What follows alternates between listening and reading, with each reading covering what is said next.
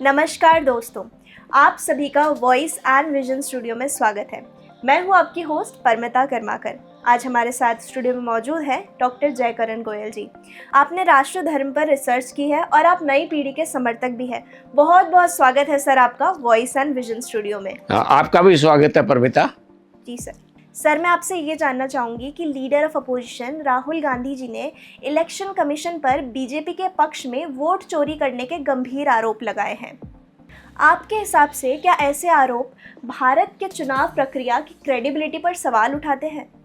परमिता जी, मैं वर्तमान पीढ़ी को ये बताना चाहता हूँ कि ये आरोप बिल्कुल निराधार हैं, केवल इसलिए लगाए गए हैं कि वर्तमान सरकार पर कोई ऐसा मुद्दा उनको मिल नहीं रहा जिससे कि इस सरकार के ऊपर आरोप लगाए जा सके, तो कुछ ना कुछ कहना है।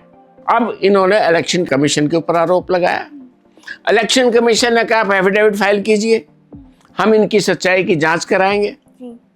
तो एफिडेविट फाइल क्यों नहीं करते? एफिडेविट फाइल करने की जब बात आती है तो राहुल गांधी कहते हैं कि मैंने एक बार शपथ ले ली, मैं पार्लियामेंट्रियन बन गया। पार्लियामेंट्रियन की जो आपने शपथ ली है वो पार्लियामेंट के मेंबर के नाते ली है। उस मेंबर का ये काम नहीं है कि इलेक्शन कमीशन के ऊपर, सुप्रीम कोर्ट के ऊपर, भारत के अलग अलग संस्थाओं के ऊपर आप निराधार आरोप लगाओगे और उसके लिए लिखित में कुछ दोगे भी नहीं। आप एक प्रेस कॉन्फ्रेंस करोगे, कुछ भी कह दोगे और इलेक्शन कमीशन जो है ना उसके ऊपर इंक्वायरी चालू कर देगा। This is how the Bangalore Central Lok Sabha election was stolen. Just take me back to the numbers. 1 lakh. Yeah. So 1,250,000 stolen, election won in one assembly. Duplicate votes 11,965. Menu दे रहा हूं ना आपको. Dessert, starter, right? Duplicate voter 11,965. Fake and invalid addresses 40,009. Bulk voters in single address 10,452. Invalid photos 4,132. Misuse of Form 6 33,692. The reason the Election Commission does not give us data. Bharat के राष्ट्रपति को supreme court से कुछ पूछना था, उन्होंने भी supreme court को चिट्ठी लिखी और उसमें अपने कंसर्न लिखे। अब सुप्रीम कोर्ट उनकी सुनवाई करेगा और उनका निराकरण करेगा, उनको उत्तर देगा। आप प्लेन कागज के ऊपर एक लिखिए दस्तावेज, चिट्ठी लिखिए, जो आप प्रेस कॉन्फ्रेंस में बोल रहे हैं वो लिखिए, उस पर अपने हस्ताक्षर कीजिए और उसको जमा कराइए ऑफिस के अंदर, उसको डायरी कराइए।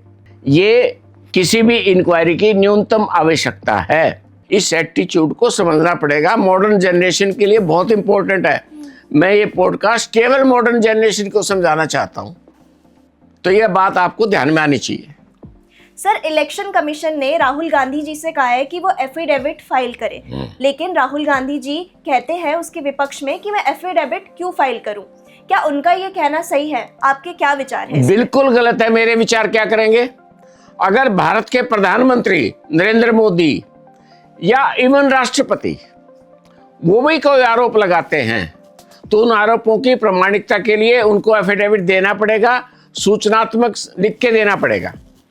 हम सुप्रीम कोर्ट ऑफ इंडिया की प्रक्रिया है जी कि आप कुछ भी सुप्रीम कोर्ट के सामने स्टेटमेंट देंगे तो आपको एफिडेविट के रूप में देनी पड़ेगी, ताकि बाद में आप उससे मुकरें ना। प्रेस कॉन्फ्रेंस के अंदर अपनी बात कहना, जनता के बीच में अपनी बात कहना अलग विषय है, और एफिडेविट फाइल करने का मतलब होता है सत्य द्वारा प्रमाणित। I so and so deponent, I Rahul Gandhi son of so and so do hereby solemnly affirm and declare, मैं शपथ पूर्वक घोषणा करता हूं कि ये तथ्य सही है जो मैंने एफिडेविट में लिखे हैं। वो ये कहना नहीं चाहते, और जब तक वो कहेंगे नहीं, सरकार की कोई संस्था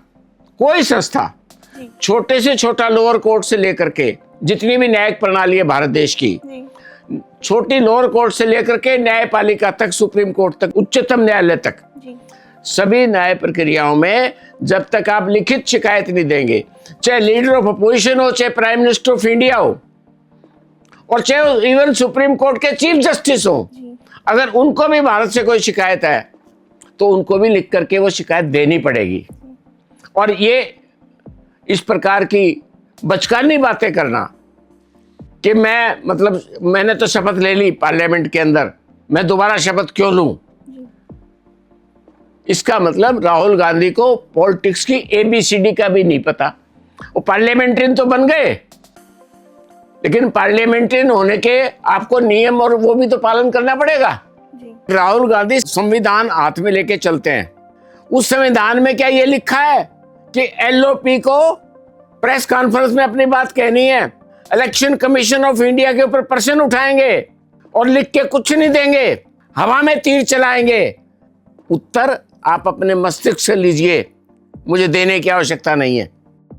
सर, आज की मॉडर्न जनरेशन ये जानना चाहती है, क्या इलेक्शन कमीशन सच में बीजेपी के लिए वोट चोरी कर सकता है? क्या उसकी क्रेडिबिलिटी पर सही में सवाल उठाया जाना चाहिए? बहुत सही सवाल पूछा परमिता। संभव ही नहीं है, और EVM में तो बिल्कुल नहीं है। EVM के अंदर जब वोटर अंदर जाता है, बाकायदा उसके आधार कार्ड से या वोटर कार्ड से उसकी ID की पहचान होती है, तब उसको EVM के बटन दबाने की स्लिप इशू होती है, फिर वो बटन दबाता है, उसका जो है ना बाकायदा VVPAT से उसका जो है ना सबूत निकलता है कैसे उसकी इसको वोट दिया, और EVM उसकी गिनती करती है। अनर्गल बातें हैं। पहले हमारे टाइम में हमने बूथ कैप्चरिंग होते देखा है। मैं हरियाणा का आदमी हूँ। हरियाणा के अंदर अनेक चुनाव केंद्र ऐसे थे, क्या करते थे वो लोग, गरीब के घरों में जाते थे, भाई आप हमें वोट देना। वो कहते हैं हाँ जी आपको ही देंगे। दबंग टाइप के नेता होते थे, तो कहते थे ठीक है तुम आना मत, हम तुम्हारे वोट का आना हमने स्वीकार कर लिया, हमने दे दी तुमने। अब वो जाते ही नहीं थे पोलिंग बूथ के ऊपर, दबंगई दिखा करके उनके ऊपर लाइन खींच दी कि वोट डालने ही मत आना। जो वहां पर इलेक्शन कराने वाला अधिकारी बैठा होता था, उसको किसी न किसी से प्रलोभन से डरा के धमका के वो बैलेट पेपर लिए ठप्पे लगा दिए, तब होती थी वोटों की चोरी। और मैंने इनकी दादी श्रीमती इंदिरा गांधी के टाइम में अपनी आंखों से मित्रों ये चोरी होते हुए देखी है। और EVM भारत का वो ब्रह्मास्त्र है जिसके ऊपर अमेरिका के अंदर भी रिसर्च हो रही है कि भारत का इलेक्शन कमीशन कितने तरीके से 140 करोड़ जनता, जिसमें 70 करोड़ से ऊपर वोटर है, और इतनी शांति के साथ वोटिंग कर लेता है। लेकिन आप सत्ता से बाहर हो, आपको सत्ता चाहिए, सत्ता मिलती नहीं। अब जिस कर्नाटका की बात कर रहे हैं, क्या उसके अंदर कांग्रेस की सरकार नहीं है? अगर इलेक्शन कमीशन को वोट चोरी करते बीजेपी के पक्ष में जाते हैं तो कांग्रेस की सरकार क्यों होती? वहां पर भाजपा की सरकार होती। क्या तेलंगाना के अंदर कांग्रेस की सरकार नहीं बनी? क्या हिमाचल प्रदेश के अंदर कांग्रेस की सरकार नहीं बनी? और जीत का अंतर कितना? 10 वोट का, 20 वोट का, 100 वोट का, 200 वोट का, 500 वोट का, 1000 वोट का। हिमाचल प्रदेश के अंदर तो हर कॉन्स्टिट्यूंसी में वोट ही इतने कम हैं, वहां तो 100-200 वोटों से हार जीत होती है। लेकिन कहना है, कुछ भी कहना है। और आज तक राहुल गांधी ने जितने आरोप लगाए इलेक्शन कमीशन पर, एक भी आरोप को राहुल गांधी सिद्ध नहीं कर पाए। कुछ तो करे, कुछ तो हो। मेरा मानना यह है, नेहरू जी से लेकर के इंदिरा जी के बाद राजीव जी, और राजीव जी के बाद जब राहुल जी छोटे थे, इनको सत्ता नहीं मिली, तो सोनिया जी की सरकार चली जो प्रॉक्सी गवर्नमेंट थी मनमोहन सिंह जी की। और ये सत्ता से कभी इतने ज़्यादा बाहर नहीं रहे। इवन 1975 में इमरजेंसी लगाई थी, उसकी सजा दी देश ने। 1977 में जनता पार्टी की सरकार बनी, लेकिन वो खिचड़ी सरकार थी। कितने दिन चली? 2-2.5 साल, और देश ने दोबारा इंदिरा गांधी को सत्ता में बिठा दिया। इसी प्रकार से जब अब अटल बिहारी वाजपेयी की सरकार थी जी, 2004 के अंदर 5-6 साल में इनकी सत्ता में वापसी हो जाती थी। इंदिरा जी की तो 2-2.5 साल में हो गई। अब ये नरेंद्र मोदी के टाइम में लंबा समय सत्ता से बाहर है। और इनको समझ में नहीं आ रहा कि मैं क्या करूं, कांग्रेस क्या करे। और कांग्रेस की सबसे बड़ी परेशानी क्या है, ये बात करके मैं अपनी आज की बात पूरी करता हूं। 1969 में स्वर्गीय श्रीमती इंदिरा गांधी ने कांग्रेस पार्टी को अपनी पारिवारिक सत्ता बनाने के लिए कांग्रेस का विभाजन किया। साउथ और नॉर्थ की कांग्रेस के अंदर दीवार खींची गई। कांग्रेस के जो साउथ के नेता थे, के कामराज, एस पानीलम, संजीवा रेड्डी, तमिलनाडु के बहुत बड़े नेता थे के कामराज, वहां के लोग पूछते हैं कामराज को, उनको साइड किया। दक्षिण और उत्तर भारत में देश को बांटा केवल इसलिए सत्ता के लिए, और वो सत्ता लेकर के इंदिरा कांग्रेस बन गई। उस समय आप इतिहास उठा के देख लीजिए, 1969 के विभाजन के बाद जो कांग्रेस का बंटवारा हुआ था, उसमें लिखा कांग्रेस आई, कांग्रेस इंदिरा। तो जो राष्ट्रपिता महात्मा गांधी की कांग्रेस थी वो तो 1969 में अलग हो गई।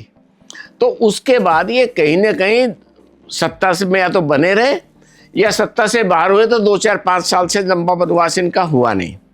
अब नरेंद्र मोदी के आने के बाद ये लंबे समय से सत्ता से बाहर है। राहुल गांधी छटपटा रहे हैं प्रधानमंत्री बनने के लिए, और ये छटपटाहट है, योग्यता कितनी है मैं अपने मुंह से कुछ कहना नहीं चाहता, लेकिन लीडर ऑफ अपोजिशन का मतलब ये नहीं है कि आप इतने अथॉरिटेरियन हो गए, इतने डिक्टेटर हो गए कि आप कुछ भी कर सकते हैं। आप मित्रों, मैं नई जनरेशन के सामने एक क्वेश्चन डाल रहा हूं कान में, याद रखना इस क्वेश्चन को। जो आदमी एलओपी के नाते इतने अहंकार से, अभिमान से बोलता है, कल को अगर वो देश का प्रधानमंत्री बन गया तो उसके अंदर कितना बड़ा अहंकार होगा, आप अनुमान लगाइए मेरी इस बात का।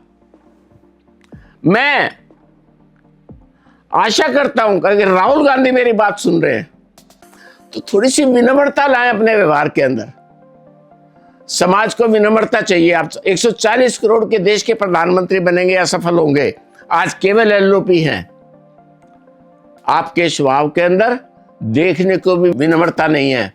विनम्रता के बिना बात बनेगी नहीं मित्रों। और मैं राहुल गांधी से निवेदन करना चाहता हूं कि मेरी इस बात के ऊपर विचार करें। बहुत बहुत धन्यवाद सर, आपने इतनी स्पष्टता से इस विषय के बारे में हम सबको समझाया। आशा है कि इस विचार विमर्श से हमारे यूथ को सोचने का एक नया नज़रिया प्राप्त हुआ होगा।